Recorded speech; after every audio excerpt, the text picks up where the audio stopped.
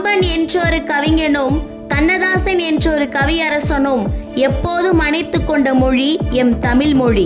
ராமாயணத்துல கூறப்பட்டிருக்க விஷயங்கள் எல்லாம் உண்மையா இல்லாத ஒரு கற்பனை கதையா என்ற சந்தேகம் பலருக்கு உண்டு.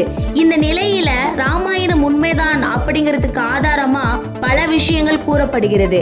அந்த ஆதாரங்கள் என்ன அப்படிங்கிறத பத்தி தான் இந்த பதிவுல நம்ம பார்க்க போறோம். ராமன் ராவணனை அழித்த பிறகு 21 நாட்களில் இலங்கையில் இருந்து அயோத்தியா திரும்பினதா ராமாயணம் சொல்லுது.